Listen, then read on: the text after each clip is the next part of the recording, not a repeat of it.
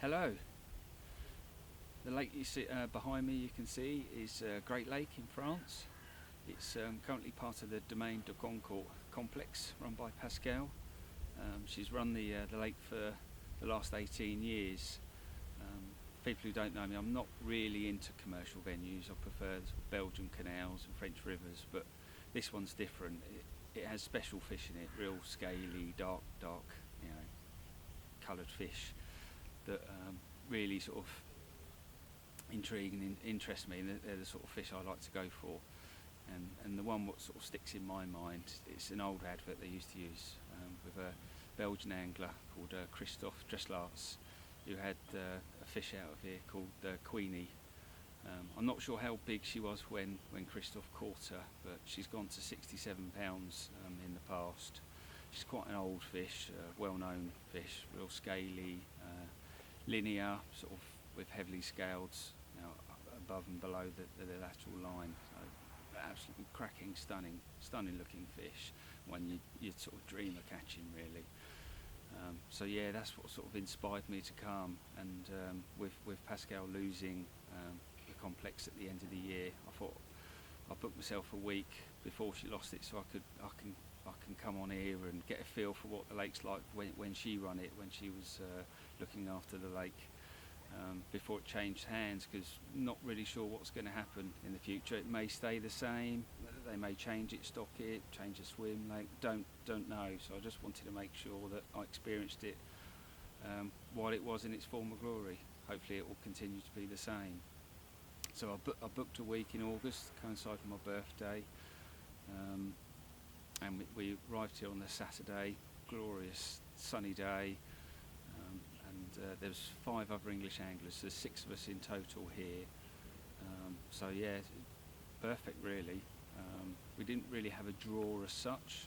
We met Pascal at the toilet shower block, and she drew a sort of map on her bonnet, and a couple of guys chose swims, and then I chose a swim, and then the rest chose their swim. So we sort of spread around the lake really. I ended up choosing a swim called Queenie's Corner, which is on the north end of the lake. I hadn't even been round here and out. I just thought, yeah, we'll go for that and see how we go really.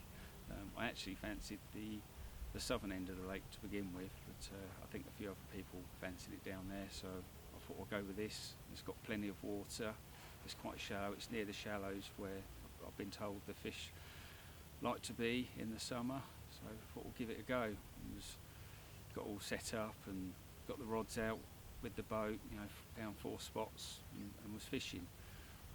On the Sunday, reassessed, once we had a good night's sleep, and got out there again, and I wasn't happy with a couple of the spots. So I moved 2 rods, and one of them I was really happy with. I didn't know it at the time, but I actually had a map of the lake from a Dutch website, and it had some spots on there, and this was one of them in an area they call the Bay of Pigs, and on their map it's got marked as a plateau, but it's more of a bar for what I can see and how I see it.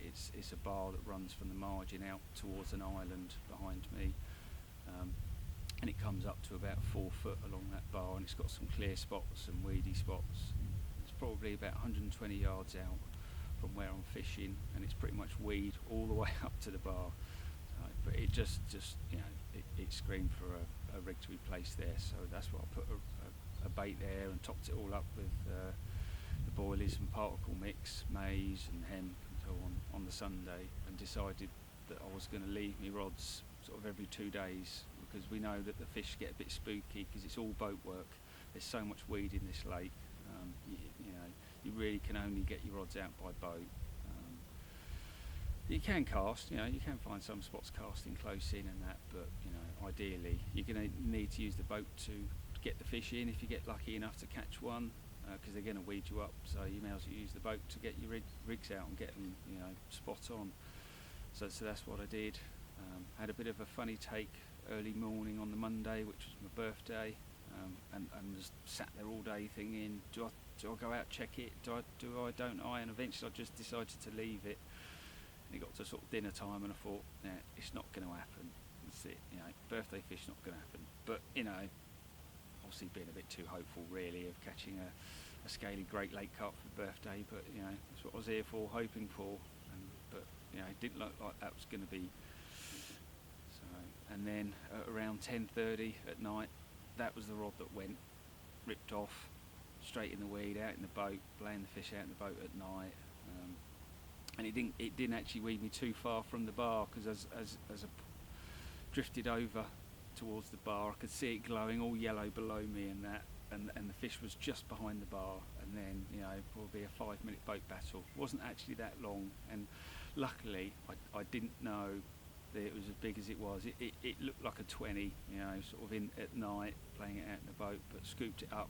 And as soon as I got it in the net, I realised, this is filling the net a bit. It's a bit bigger than a 20. And we got it on the bank and rested it for a couple of minutes before we got all the camera gear and everything ready and that to do the shots. It was raining a bit, so we waited for that to stop.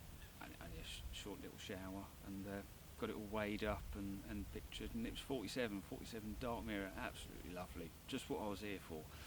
I was over the moon, absolutely over the moon, to get the first out of the way, and just at the tail end of my birthday. Not that it really mattered.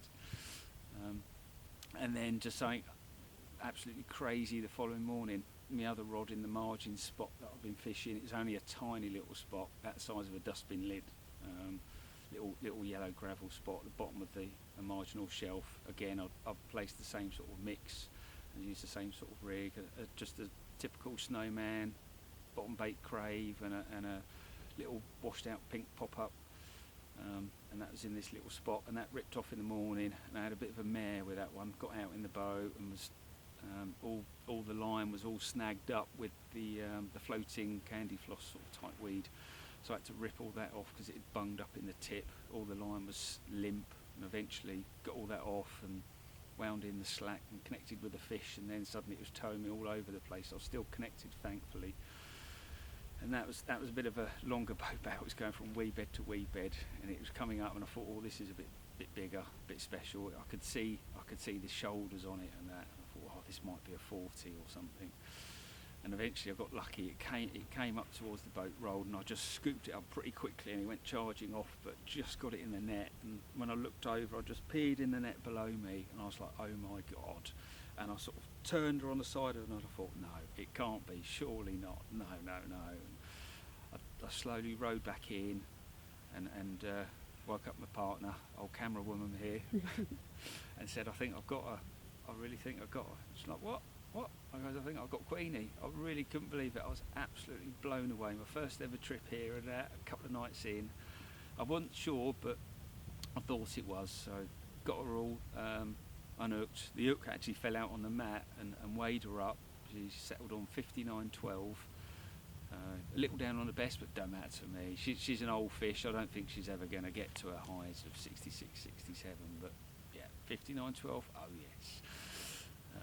We put her back in the net just to give her a few minutes rest, because she's quite an old fish and that, and got everything ready. And we let the guys know that we think, you know, that it was Queenie. We didn't know it was, you know, weren't sure, because there's a couple of fish that looked like her, and obviously they all come round and give us a hand. We got the guy to carry her out for me when I waited at the mat. We did some video and that, which you'll see in a minute. And yeah, I say, just absolutely mental. First trip, go and catch Queenie, just, yeah, well, beyond my wildest dreams, really.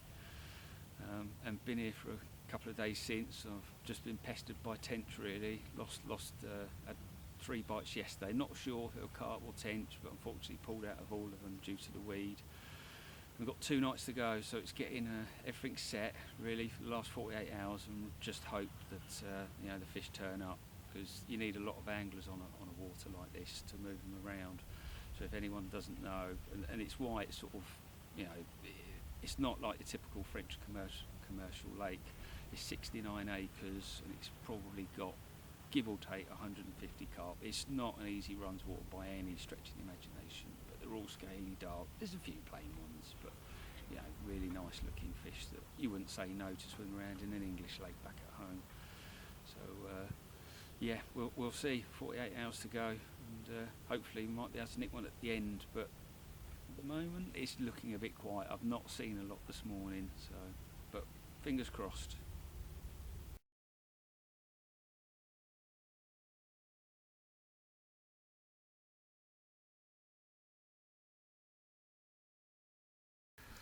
Great Lake lump, just under 60 pounds. Look at her. Stunning. Fell to a crave snowman. Bait always rely on when I come abroad.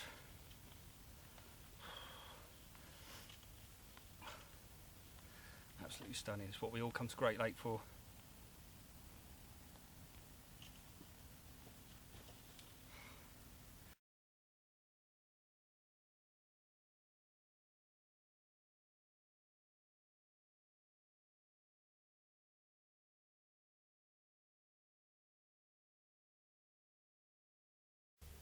Right, we're here on the Great Lake, and what I thought I'd talk about is some of the bait and techniques that I use when coming out to the European waters, such as the Great Lake behind. So the first thing I always like to make sure is having a good quality bait, and the crave bait is something that I'll always rely on and always will go to first when coming over to the Belgian canals or the rivers and you know, to France, some of the commercial waters and public waters over here. So the crave bit 15, 18, 20 mil baits, a nice strong pungent red fish meal, really works well for me. So that's the boilies. Then when I'm and then the particles. Here I've gone for something slightly different to what I would usually use, and so with the boilies I've also got some maize and the chili hemp. So they see a lot of chili hemp and maize on the Goncourt waters. It's one of the mixes they make, so that's what I've brought over here with a load of the CSL liquid, hemp oil, and some of the fish liquids that we do as well, like the krill liquid. So that's what's all been soaking in there, and that's going to be going out shortly from the boat. The next thing I do is I make up a load of stick mixes. So on the Great Lake it's quite a weedy water, and you've got to use the boat really to drop your rigs onto small little spots, holes in weed, because the lake's probably 80% weed. So it's all boat work, and you've got to drop your rigs into a small little dustbin lid size clear spot, drop it down there nicely, and then slowly row back to your swim as straight as you can, keep the line nice and clean, and like I say, and then you know, sprinkle, depends on how much bait you want to use over that spot, you know, a large amount or a small amount, it's up to you, time of year and your type of fishing.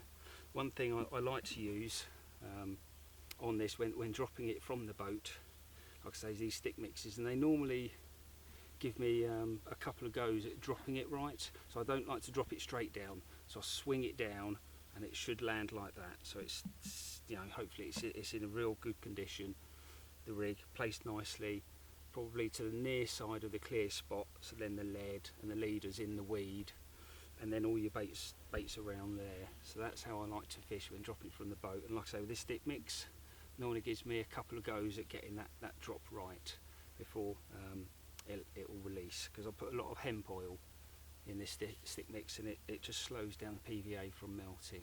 So that's really the baits that I'm using over here on the Great Lake.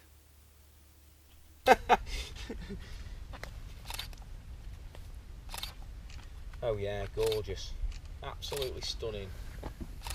Jesus, that's a minter.